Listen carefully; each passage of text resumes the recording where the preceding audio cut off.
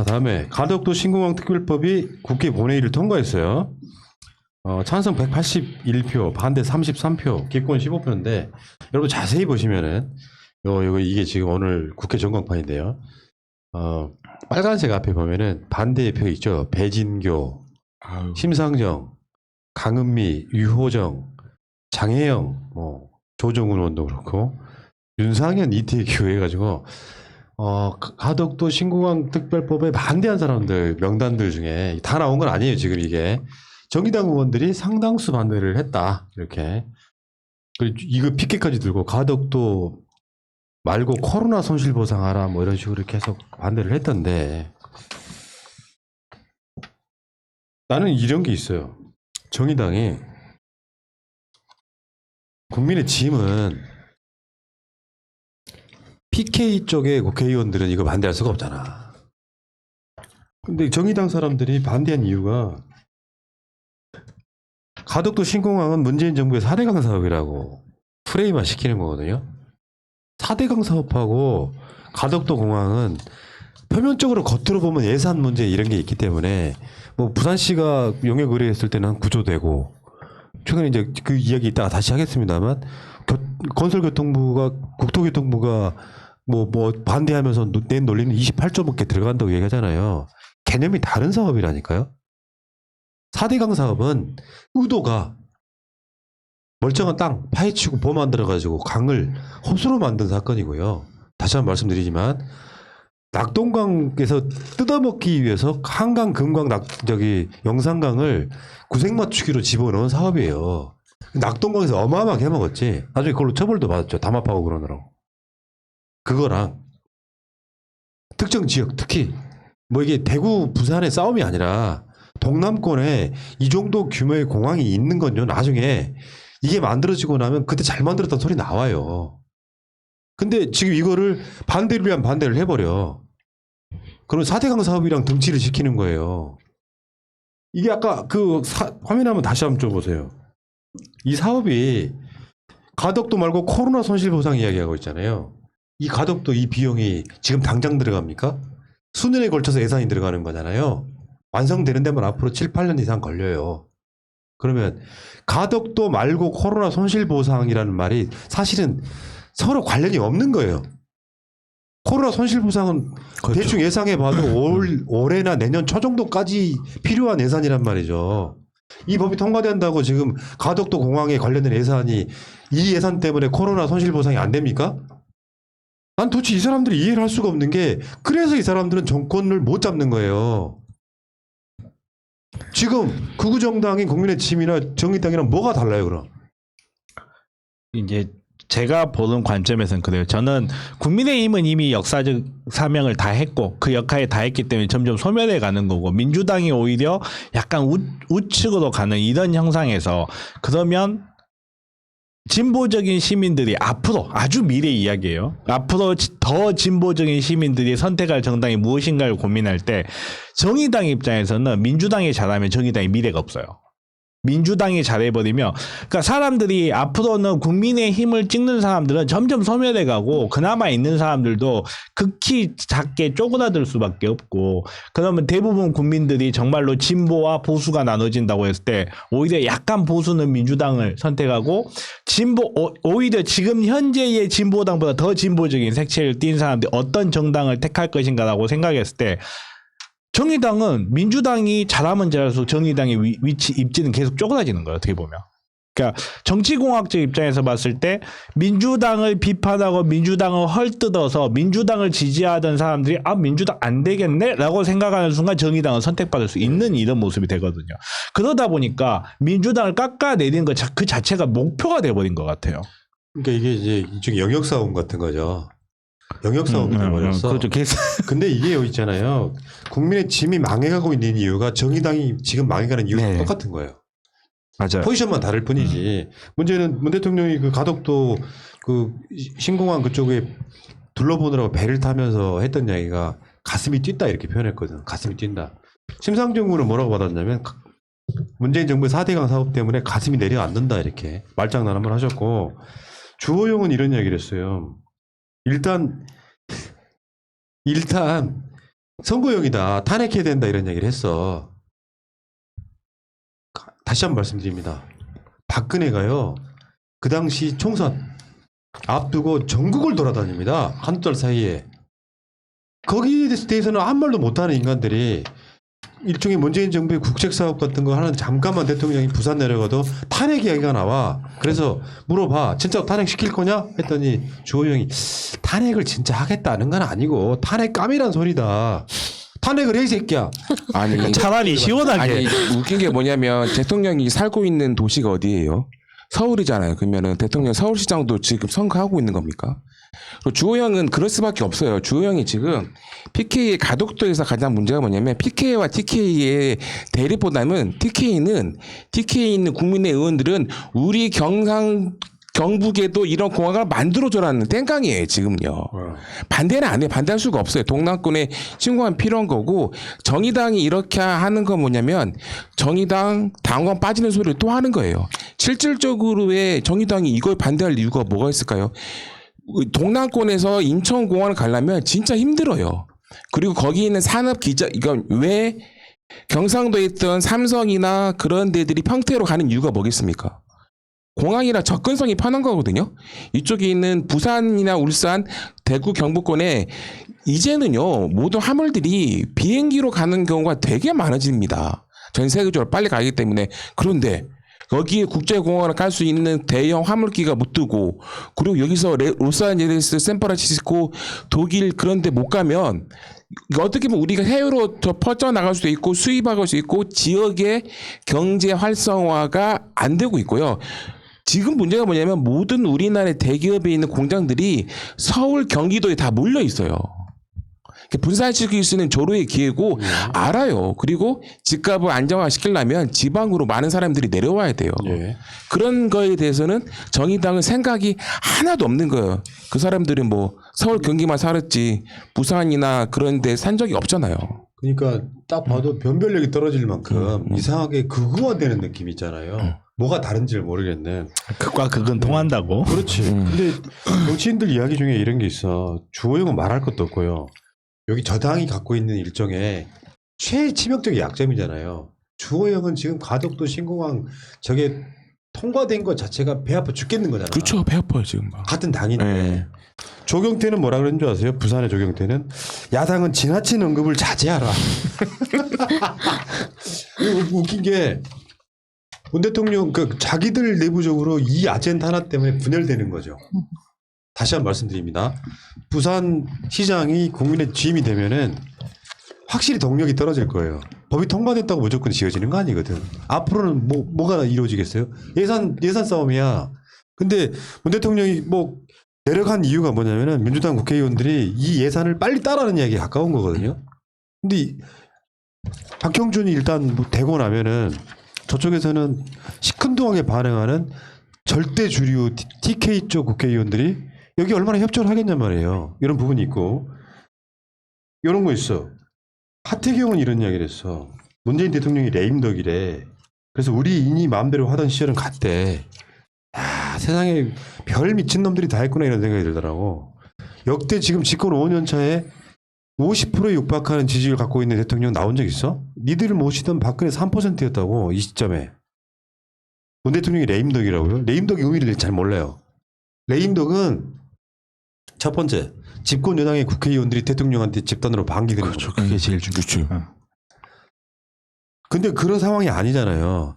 지금 솔직히 말씀드리면 다음 대선 후보도 문 대통령이 가장 중요한 상수가 돼 있어요. 무슨 말이냐면 이재명 지사나 이낙연 대표가 대선 후보가 돼도 결국 문 대통령 덕이 있단 말이죠. 지지율을 많이 잃지 않은 상태에서 역대급 지지율을 갖고 대선까지 가면은 그 지지율 덕을 본다고. 그러니까 예를 들어서 대통령 지지율이 겁나게 낮은데 여당의 후보가 지지율이 높아 당선되는 경우는 여당 후보가 대통령을 살리는 경우고 대통령이 지지율이 높은 상황에서 여당 지지가 그 후보 지지도가 높으면 대통령 덕을 보는 경우예요. 그러니까 이 상태에서 뭐 엊그저께 보니까 그 진중권이 그랬었지. 누구요? 이재명이 대선 후보가 되면 신문들 학살할 거다. 이 새끼 진짜 양아치더라고. 불가능하다니까. 말도 안 되는 소리 하고. 양아치로서 굉장히 기분이 나쁩니다. 이상한 갈라치기를 하더라고. 아무튼 레임덕이라는 소리를 속 마음속에 대통령이 레임덕이 있었으면 좋겠는데 왜 안 오냐고 고자 지내는 거죠. 대통령이 무슨 레임덕 상황입니까 지금? 하태경은 주변에서 이문덕이라는 얘기를 많이 들으니까 레임덕이랑 헷갈린 게 아닌가. 이문덕과 레임덕을 헷갈렸구나. 같은 박자라서. 제가 지금까지 방송하면 제일 웃겼어요. 와, 센스 짱. 아무튼 그 이야기가 또 있고, 그러니까 지금 심상정도 그렇고 주호영도 그렇고 하태경도 그렇고 이 중에 제일 마음 조마조마한 건 조경태야. 야, 왜 자꾸 그거를 대통령 탄핵이네 많이 하면은 사실 그 입법적으로 보면 그런 거 아니야. 대통령 탄핵하겠다고 하는 것은 부산 가덕도에 신공항 안 생겼으면 좋겠다는 다른 표현이잖아요. 주호영 입장에서. 이거 조경태 입장에서는 야 씨발 진짜 너 그럴래? 이래서 욕이 그냥 확 돌아가는 그런 상황인 거예요. 그러니까 제가 볼 때는 주호영이 한 말이 뭐냐면 대구 경북에도 그런 공항에 이번에 대구 공항 이전이 있잖아요. 그런 거를 만들어 달라 하고 있는 호소 같아요. 그냥 우리도 좀 해주세요. 또 동네 주민들이 저한테 뭐라고 하는데 말할 게 하나도 없어요. 제가 3년 뒤에 국회의원이 못 되면 어떻게 해야 돼? 걱정하고 있는 거예요 지금 보면은 주호영이야. 아주 그냥 레임덕, 이문덕, 가덕 아주 미치지 아주 그냥. 근데 그 가운데서 어제 보도에 여러분들이 약간 빡친 게 있었어요. 국토부가 가덕도 특별법을 반대했다 그러면서 뭐 예산이 부산에서는 부산시에서 계산해 보니까 구조 나온 거를 국토부가 시뮬레이션 해보니까 28조 들어간다고 뭐 이러면서 이렇게 담겨 있다고 얘기했잖아요. 어제 공식적으로 국토부에서 해명을 했는데 뭐냐면은 이번 달 초에 국토부가 국토위 위원들에게 전한 보고서는 여야가 특별법을 논의하기 전 부산시의 제안에 따라 이전에 발의했던 법안만을 가지고 지금 법 말고 법안만을 가지고 이후 보완해야 할 점들을 정리했던 건데 그중에 예산 부분이나 이런 표현이 있잖아요. 이거를 반대하지 않으면 직무유기다 이런 표현을 가져와가지고 언론이 써먹었다. 그러니까 문 대통령이 부산을 갔는데 변창흠 국토부 장관이 계속해서 조아려요. 죄송하다고. 이게 지금 법 말고 그 전에 발의됐던 법만 갖고 국토부가 시뮬레이션 해보니까는 이런 부분은 뭐 국토부 관계자가 나쁘다 이런 측면도 있을 거고요. 왜냐면은 국토부나 기재부나 사실 거기 사람도 많습니다. 그러니까 그쪽 관점에서 보면 자기들 방식으로 이런 예산은 어떻게 나오냐면 뭐 SOC나 기반 같은 걸 다 포함해서 총액을 내면 엄청나게 크게 보이지만 7년 8년 동안에 여기에 들어가는 비용이나 가덕도 안에 순수한 예산을 낼 것이냐 거기에 가덕도로 연결되는 모든 도로들 예를 들면 그 가덕도에서 대구까지 가는 고속도로 비용까지 다 낼 것이냐 바라보는 관점 차이거든요. 근데 문제는 이게 대의와 명분 있는 사업이야. 그러면 이게 총액으로 장난치면 안 된다고요. 총액 다 합쳤더니 그렇게 따지면 대한민국 예산이 야 어떻게 막 복지를 하려다 보니까 대한민국 예산이 한 5천억 들어가 10년 동안 사람들이 5천억만 기억한단 말이에요. 아니 5천조만 기억한단 말이에요. 1년 예산이 550조인데 이런 방식으로 하면 안 된다는 거죠. 그러니까 대의와 명분이 진짜 중요한 게 모든 사업을 할 때 이 28조 6천억이요 어디로 사라지는 게 아니에요 사실은.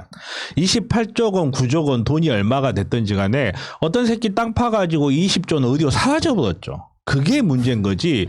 이렇게 몇몇 업체들이 담아가고 띵가먹고 6m 판다고 해놓고 5m 파고 나머지 돈 띵가먹고 이게 아니고 이 28조가 적정하게 집행이 되게 되면 이 28조는 다시 국민들 호주머니가 다시 들어오는 거예요. 28조가 됐건 100조가 됐건 1000조가 됐건 정말로 이게 필요한 사업이고 이게 부가가치를 낼 수 있다면 하는 거거든요. 국가는. 근데 이게 마치 무슨 28조가 무슨 허공으로 떠버려서 사라지는 돈이냐 이런 식으로 포장하는 것도 되게 문제가 있는 거고 28조를 써서 29조, 30조를 볼 수 있으면 하는 거예요. 그러면. 그러니까 녹조라 때만 생각하는 거죠. 사대가 녹조라 때만 남은 게 녹조라 때 남은 거고 공항이란 게 새로운 나온 거고요. 새로운 일자리가 창출되는 거예요. 그렇죠. 그런 것들에는 거기 있는 부가가치는 아무런 그 뜻을 안 두는 거라고요. 예. 자 상황이 그렇고요. 하나만 더 부산 시민들이 알아두셔야 될 거 하나 있습니다.